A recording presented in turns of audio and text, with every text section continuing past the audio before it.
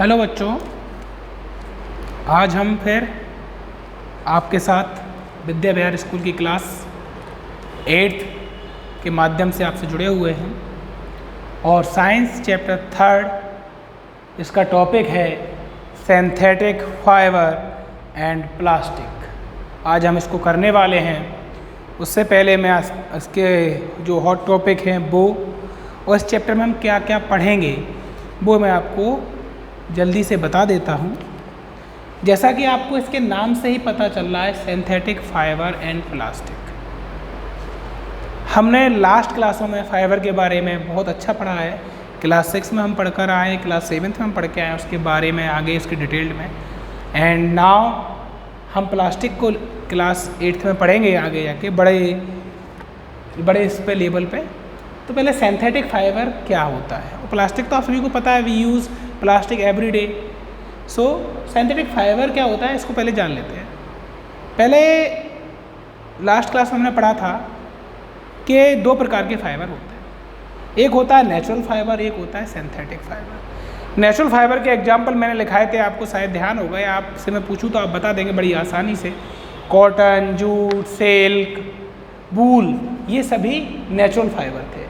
फिर हम synthetic fibre की बात जैसे ही करते हैं तो आप बता देते रेयॉन, है ना, टेरिलिन, पॉलिएस्टर, ये सारे सिंथेटिक फाइबर थे। तो ये काफ़ी सारा इसमें लिखा हुआ है।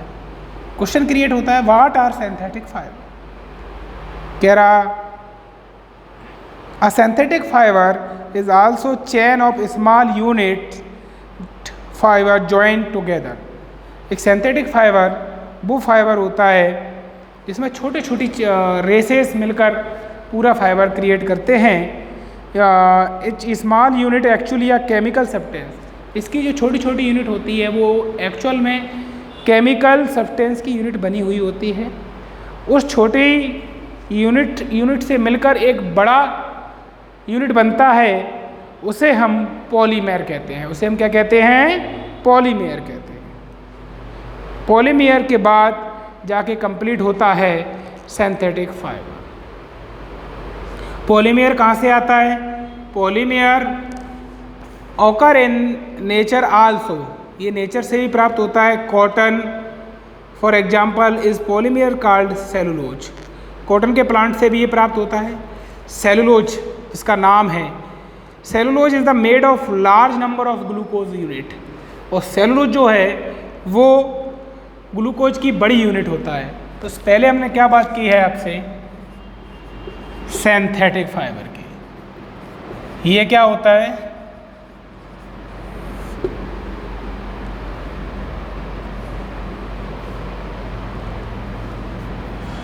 They made by human. सबसे पहले ये लिखेंगे ये इंसानों के द्वारा बनाए गए। ये नेचुरली नहीं है, ये नेचर वाले नहीं हैं। काफ़ी सारे नाम हैं, लाइक रेयॉन, पॉलिएस्टर, नायलॉन,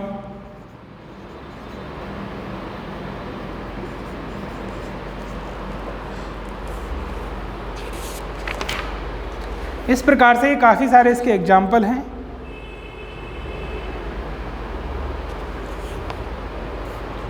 फिर आता है कैरेक्टरिस्टिक्स ऑफ सिंथेटिक फाइबर। इसकी विशेषताएं क्या है भैया? हम इसको इतना यूज क्यों करने लगे? आज हम सबसे ज़्यादा यूज़ करते हैं इनके कपड़ों को। मान लीजिए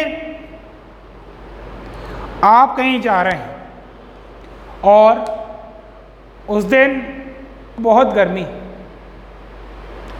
तो क्या होगा? आप सिंथेटिक जो कपड़े पहने होंगे आपने, तो वो क्या बहुत लाइट होते हैं, उसके अंदर ज़्यादा गर्मी नहीं लगती। और मान लीजिए आप कहीं जा रहे हैं, भीग गए, तो इन कपड़ों की एक खासियत होती है, इस फाइबर की खासियत होती है, जल्दी ड्राई होता है। दो चीज़ें। तीसरी चीज़ मैं बताता हूँ, ये चीप होता है। जो नेचुरल फाइबर होते हैं उनसे सस्ता पड़ता है, ज़्यादा कॉस्टली नहीं होता क्योंकि इनमें ज़्यादा प्रोसेस नहीं लगानी पड़ती। ज़्यादा टाइम का वेट नहीं करना पड़ता। जैसे नेचुरल वाला हमें वो चाहिए नेचुरल फाइबर, तो उसके लिए पहले भेड़ होना चाहिए, भेड़ के बाद वेल के ऊपर बाल उगेंगे, उसके बाल निकाले जाएंगे, फिर काफ़ी सारा प्रोसेस करने के बाद आपको ऊन प्राप्त होगा। उसी प्रकार कॉटन प्लांट से प्राप्त होता है, तो उसके लिए पहले फील्ड होना चाहिए, उसकी किसान जो है फार्मर जो है उसको बोता है, फिर उसको काटता है, फिर उसको तैयार करता है, काफ़ी लंबी प्रोसेस होती है, इसलिए वो महंगे होते हैं, ये उनकी अपेक्षा सस्ते होते हैं। चौथा इसकी क्वालिटी क्या है, ये जो है सारे सिंथेटिक फाइबर जल्दी ख़राब नहीं होते, लॉन्ग टाइम चलने वाले होते हैं, जबकि नेचुरल फाइबर जल्दी ख़राब हो सकते हैं। तो इस प्रकार से इन फाइबर्स के बारे में हमने जाना। और आज जो सबसे ज़रूरी चीज़ है हमारे लिए, हमने उसको बहुत अच्छी चीज़ के लिए बनाया था, और वो आज हमारी सबसे बड़ी एविल यानी दुश्मन बनकर खड़ी हुई है, वो है प्लास्टिक। ना तो ये जल्दी से डिकम्पोज होती है, ख़त्म नहीं होती है, मान लीजिए आप कम से कम 200, 400, 500 साल तक ये ख़त्म नहीं होती है, और ये केवल भारत देश ही नहीं पूरी दुनिया के लिए आज सबसे बड़ी समस्या सामने बनी हुई है प्लास्टिक्स। बिकॉज उसका हमने यूज इतनी तेज़ी से किया है, इतनी तेज़ी से इसका प्लास्टिक का यूज़ किया है। आज हमारे घर में अगर हम देखने जाते हैं तो हम गौर करेंगे मोस्टली या आधी से ज़्यादा चीज़ें प्लास्टिक्स की बनी हुई हैं, और उसका हम यूज़ भी काफ़ी तेज़ी से कर रहे हैं और डिकम्पोज हो नहीं पा रही है। तो वो एक बड़ी समस्या बनकर आज चुनौती का सामना हम कर रहे हैं, वो है प्लास्टिक। प्लास्टिक क्या होता है? You must be familiar with the many plastic articles used every day. आप बिल्कुल घर जैसे हो गए हैं प्लास्टिक के लिए, आपका घर का सदस्य हो गई प्लास्टिक। वो कह रहा है make our such item and अपना लिस्ट बनाइए। कुर्सी है आपके यहाँ प्लास्टिक की, टीवी का कवर है आपके पास प्लास्टिक का, काफ़ी सारे कंटेनर्स जो किचन में रखे हुए हैं वो हैं प्लास्टिक के, बच्चों के खिलौने काफ़ी सारे प्लास्टिक के हैं, बाल्टियाँ प्लास्टिक की हैं, मग प्लास्टिक का है, गाड़ी में काफ़ी फाइबर प्लास्टिक का लगा हुआ है, तो हर जगह। इसके बाद प्लास्टिक का जो सबसे ख़राब रूप है वो है पॉलीथीन। वो भी हमारे घर में बिल्कुल भरपूर मात्रा में बनी हुई। क्यों? क्योंकि हम शॉपिंग करने गए थे तो भैया हमने सबके लिए अलग अलग प्लास्टिक के थैले लिए, उसमें सामान लिया। हम सब्जी लेने गए थे तो हमने आलू अलग डलवा लिए प्लास्टिक की थैली में, वो भी हमने प्लास्टिक पॉलीथीन वाली बैग में डाल लिए, पॉलीथीन में ले लिया, सब कुछ पॉलीथीन। 4-6 पॉलीथीन लेके हम अपने आप को बहुत बेटर समझते हैं, लेकिन रियल में वास्तव में वो एक बहुत बड़ी हम समस्या अपने भविष्य के लिए क्रिएट करते जा रहे हैं। अभी हमने देखा भारत सरकार के द्वारा कितने बड़े कैंपेन चलाए गए, नो प्लास्टिक यूज़, है ना, सिंगल थ्रो वाला प्लास्टिक। तो ऐसे काफ़ी सारे कैंपेन चलाए जा रहे हैं। क्यों? क्योंकि वो आपके जीवन के लिए और एटमॉस्फेयर के लिए और नेचर के लिए, सबके लिए ही एक समस्या है, सबके लिए एक बुरा है। चलिए इस चैप्टर को समझने के बाद अब हम आगे इसकी एक्सरसाइज की बात करते हैं। एक्सरसाइज स्टार्ट करते हैं क्वेश्चन नंबर 1 से।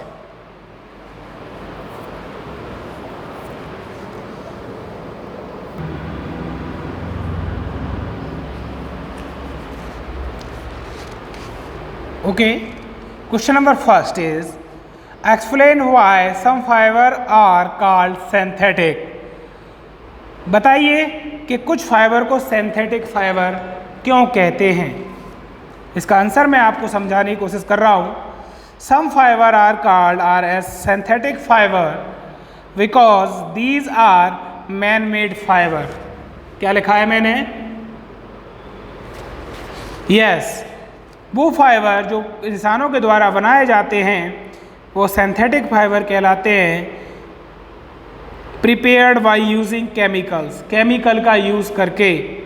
These are made of small unit to join together from a long chain. इसको छोटी छोटी यूनिट में बनाकर एक बड़ी चेन बनती है, उससे ही इसका निर्माण होता है। Some of example synthetic fibre is are nylon, rayon, polyester, acrylic. ये इसके एग्जाम्पल दिए हुए हैं, मैंने बोर्ड पर शो कर दिए थे। Mark the correct answer. पहला, rayon is different from synthetic fibre. Rayon synthetic fibre से थोड़ा डिफरेंस है। क्यों? It is a silk like appearance, कि सिल्क की तरह दिखता है। It is obtained from wood pulp क्या ये लकड़ी की छाल से प्राप्त होता है? It's fibre can also woven like those natural fibre, या इसकी बुनाई जो है नेचुरल फाइबर की तरह की जाती है।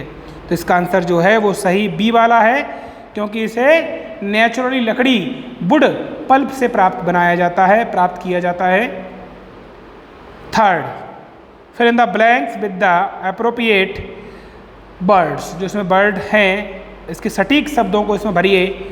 पहला है synthetic fibres are called dash and dash fibre. Synthetic fibre को और किस नामों से जाना जाता है? तो दो नाम हैं, एक तो है मैन मेड फाइबर और एक है आर्टिफिशियल फाइबर। आर्टिफिशियल तो बनाया हुआ और मैन मेड मतलब इंसानों के द्वारा बनाया हुआ। तो इसके दो नाम और हैं जो कि है आर्टिफिशियली एंड सेकेंड है man made fibre. B, synthetic fibres are synthesised from raw material are called. Synthetic fibre में जो रॉ मटेरियल यूज़ होता है उसको क्या कहते हैं? उसको पेट्रोकेमिकल कहते हैं। ये कहीं ना कहीं वो पेट्रोलियम से जुड़ा होता है और उसके अंदर केमिकल्स होते हैं, इसलिए उसका नाम पेट्रोकेमिकल है। C, like synthetic fibre plastic is also a. Plastic synthetic fibre की तरह ही एक पॉलीमेयर है। यस, लंबी चेन वाला, छोटी छोटी यूनिट मिलकर बनी हुई होती है। तो वैसे प्लास्टिक का भी निर्माण सिंथेटिक फाइबर की तरह ही होता है। Question number 4, give example which indicate that nylon fibres are very strong. कुछ एग्जाम्पल बताइए जिससे प्रूफ हो कि नायलॉन फाइबर बहुत मजबूत फाइबर है। Number 1, parachutes and ropes of rock climbing are made by nylon. जो पैरासूट्स होते हैं और जो रस्सियाँ होती हैं जो पहाड़ों में चलने में मदद करती हैं वो नायलॉन की ही बनाई जाती हैं। प्रूफ हुआ काफ़ी मजबूत है। Nylon is use to making seat belts. Nylon के ही सीट बेल्ट्स बनते हैं। फिशिंग नेट्स, मछली पकड़ने वाले जाले, एंड टायर कॉर्ड्स, और जो टायर बनते हैं उसके अंदर भी नायलॉन के लंबे लंबे वायर डाले जाते हैं। And third is nylon is used making sport accessories like rackets. Nylon से ही जो रैकेट्स खेलते हैं उसके अंदर का जो तार होता है वो भी नायलॉन का ही बना होता है और वो बहुत मजबूत होता है। Question number 5, explain why plastic containers are favoured for storing food. बताइए कि क्यों जो प्लास्टिक कंटेनर हैं वो उसके लिए स्टोरिंग फूड के लिए सही रहते हैं। Because plastic is non reactive, क्योंकि प्लास्टिक नॉन रिएक्टिव होती है and will not react with ingredients, और भोजन में पड़े हुए जो इंग्रेडिएंट्स हैं उनसे कोई भी रिएक्शन नहीं करती, इसलिए ये ज़्यादा बेटर है। Question number 6, explain the difference between thermoplastics and thermosetting plastic. दो प्रकार की प्लास्टिक्स हैं, उनके बारे में आपको डिफरेंस बताना है। तो पहली है thermosetting plastic. It can not be bent, it will break. ये प्लास्टिक से थोड़ा भंगुर होती है, क्रैकेबल होती है, इसको बेंट नहीं किया जा सकता, नहीं तो ये टूट जाएगी। If be attempt to bend thermosetting plastic, अगर हम इसे मोड़ने की कोशिश करेंगे तो ये टूट जाएगी। जो कड़क प्लास्टिक आती है वो थर्मोसेटिंग प्लास्टिक होती है। और thermoplastic can be bent easily, इसे आसानी से मोड़ा जा सकता है। थर्मोसेटिंग प्लास्टिक में on heating thermosetting plastic it can not be softened. इसे गर्म करें तो भी इसमें सॉफ्टनेस नहीं आती, because this is the reason of can not reshaped once is the moulded. इसका एक और बड़ा कारण है कि एक बार जिस रूप में बन गई फिर इसको पिघलाकर दूसरे रूप में नहीं बनाया जा सकता। लेकिन थर्मोप्लास्टिक जो है इसे हल्का गर्म करने पर इसको शेप दिया जा सकता है, मोल्ड किया जा सकता है, रीशेप्ड किया जा सकता है। Question number 7, explain why the following are made thermosetting plastic. बताइए कि क्यों ये चीज़ें थर्मोसेटिंग प्लास्टिक की बनाई जाती हैं। पहला है पेन का हैंडल, जो कढ़ाई के हैंडल लगे होते हैं वो, एंड इलेक्ट्रिक प्लग्स, ये जो स्विचेज होते हैं, जो प्लग्स होते हैं हमारे, वो क्या मुड़ते हैं? क्या उनको हम शेप दे सकते हैं? नहीं, वो एक बार गिर जाते हैं तो टूट जाते हैं, चटक जाते हैं, आपने देखा होगा। क्योंकि वो थर्मोसेटिंग प्लास्टिक से बने हुए। ऐसा क्यों होता है, आइए जानते हैं। पहला, जो पेन के हैंडल होते हैं वो क्यों, तवे के पेन के जो हैंडल होते हैं वो क्यों बनाए जाते हैं? Thermosetting plastic are use to make pens handles because they are bad conductor of heat and also on heating. आपने अभी पढ़ा था, क्योंकि वो हीटिंग पे पिघलते नहीं हैं, हीटिंग पे दूसरा शेप नहीं लेते, वो एक बैड कंडक्टर होते हैं, इसलिए उसका यूज ऐसी चीज़ों में किया जाता है जिससे ज़्यादा गर्म होने पर भी बर्तन, उसको जो प्लास्टिक का लगा हुआ है जो हैंडल है वो सॉफ्ट नहीं हो, पिघले नहीं। और B, electric plug, switch board वगैरह ये क्यों बनाए जाते हैं? ये इसलिए बनाए जाते हैं जिससे जल्दी से उसमें आग नहीं लगे, गर्म होने के बाद वो पिघल के गिर नहीं जाए। क्यों? क्योंकि वो हीट को ऑब्जर्व ही नहीं करता। Bakelite is the kind of thermosetting plastic. ये जो हमारे घर में स्विच और बोर्ड बने होते हैं वो थर्मोसेटिंग प्लास्टिक के बने होते हैं, because it is the bad conductor of heat and electricity.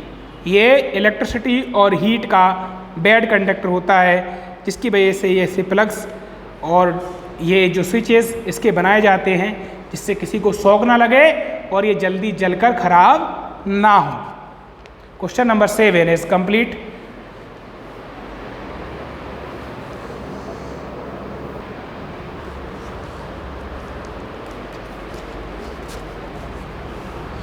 Now we attempt question number 8. Categorize the material which are products into can be recycled and cannot be recycled. इनमें से कुछ option दिए हुए हैं बहुत सारे, इनमें से बताइए इनमें से हम कौन सी चीज़ें रिसाइकल करी जा सकती हैं, कौन सी रिसाइकल्ड नहीं की जा सकती। तो प्लास्टिक चेयर रिसाइकेबल है, प्लास्टिक बाउल रिसाइक्लेबल हैं, प्लास्टिक टॉयज रिसाइकेबल हैं, कैरी बैग को रिसाइकल किया जा सकता है। The plastic covering on the electric wire, जो इलेक्ट्रिक वायर पे प्लास्टिक चढ़ी होती है उसको रिसाइकल किया जा सकता है।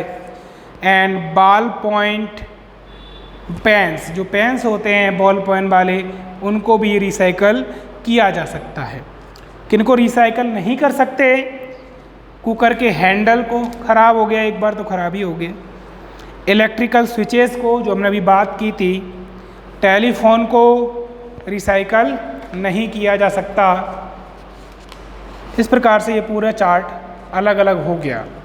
Question number 9, Rana want two by shirt for summer. Rana है कोई, वो अपने लिए गर्मियों के लिए शर्ट खरीदना चाहते हैं। Should be he bye cotton shirt and shirt made from synthetic material.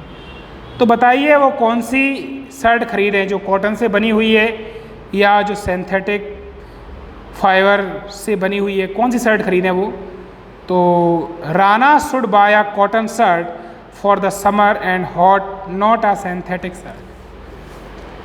तो हम सजेस्ट करेंगे उनको कि भैया आप कॉटन की शर्ट ले लो, सिंथेटिक शर्ट मत लो, because cotton is a good observer of water. क्योंकि कॉटन बहुत अच्छा ऑब्जर्वर होता है पसीने का, पानी का। So it can soak sweat coming out of the body and expose it heats environment. हमारी बॉडी से निकलने वाली गर्मी को वो आराम से सोख लेगा और बाहर निकाल देगा, और हमारे शरीर से निकलने वाले पसीने को वो सोख लेगा, हमें फ्रेश रखेगा। It help evaporating sweat and help the cooling our body. हमारी बॉडी उससे ठंडी रहेगी। Question number 10, give example to show that plastic are non corrosive in nature. बताइए एग्जाम्पल के साथ कि प्लास्टिक नेचर में अपने आप ख़त्म नहीं होती, because plastic are non corrosive in nature. They do not react even, वो किसी से क्रिया ही नहीं करती।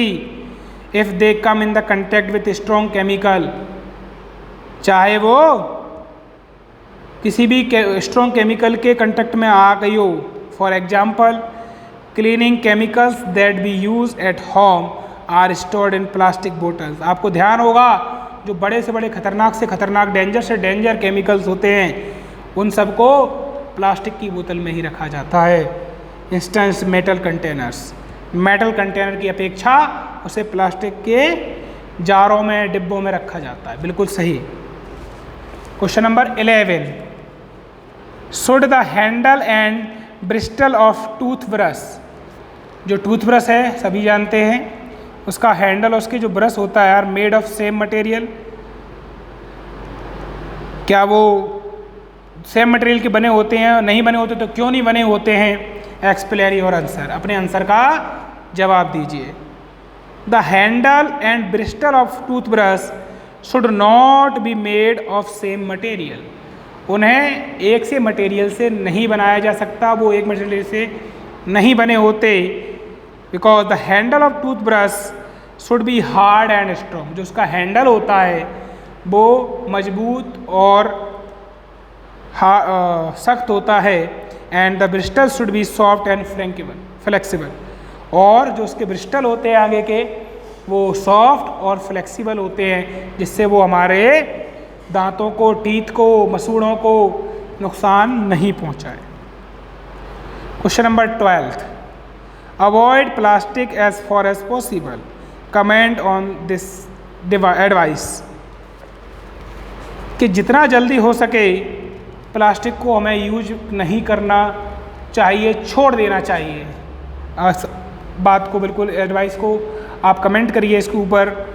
तो we should avoid plastic as far as possible because plastic are non biodegradable in nature, हमें जितना जल्दी हो प्लास्टिक का यूज छोड़ देना चाहिए। क्यों? क्योंकि ये नॉन बायोडिग्रेडेबल होती है। And when introduced into environment they causes pollution, जब एक बार ये बन गई तो 100% वो पॉल्यूशन फैलाएगी ही। If burned they release poisonous gases, अगर हम उसे जलाते हैं तो जहरीली गैस बनाती है। And go throw the garbage and the solve the animal, और उसे फेंक देते हैं तो वो कहीं चौक हो जाएगी। The respiratory system and the causes fertility and the animal, या किसी एनिमल के द्वारा खा ली जाएगी तो वो उसकी डेथ होना पक्का है। तो ये बहुत सारे नुकसान हैं। Match the terms of column A is correctly with the phrases given in blue B, A को बी कॉलम से मिलाइए। पॉलिएस्टर, पॉलिएस्टर क्या है? Fabric do not brink easily, ये जल्दी खराब नहीं होते। Teflon, use to non stick cookware, जो टेफ्लॉन होता है उसकी परत चढ़ा दी जाती है। आपने देखा होगा नॉन स्टिक की बर्तन घर में यूज कर रहे होते हैं आप, कढ़ाई आती है, उसके तवे आते हैं नॉन स्टिक वाले। Rayon, prepared by using wood pulp, rayon को लकड़ी की छाल से तैयार किया जाता है। Nylon, used for making parachute and stocking, nylon का उपयोग पैरासूट्स और रोप्स और स्टोकिंग बनाने के काम में आता है।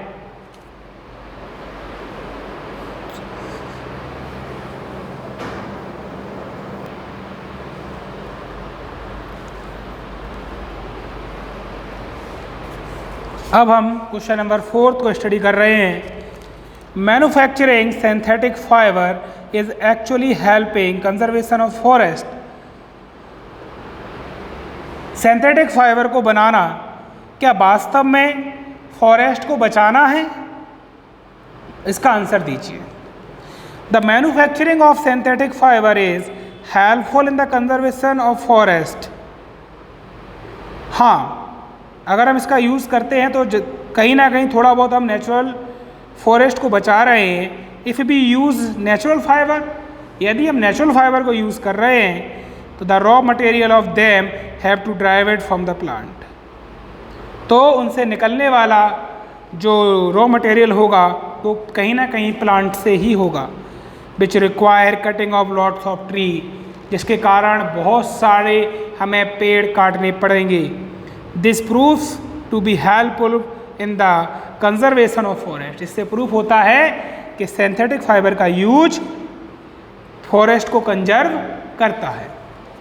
Okay, and now question number 15, describe an activity so that thermoplastic is a poor conductor of electricity.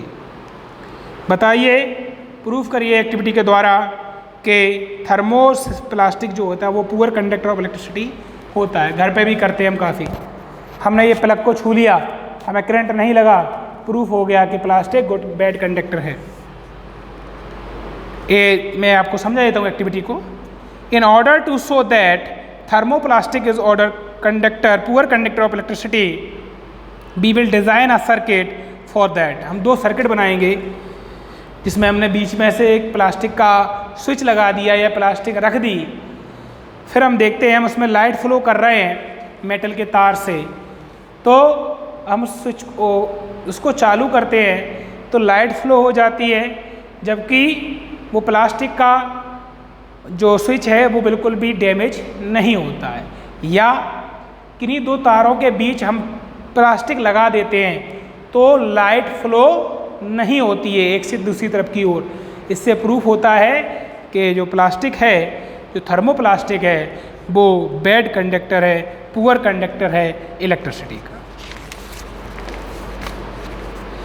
इस प्रकार से ये हमारा चैप्टर 3 आज पूरी तरह से कंप्लीट हुआ।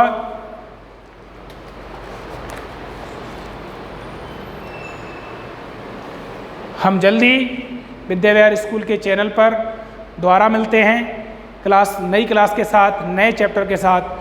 तब तक के लिए बाय, टेक केयर।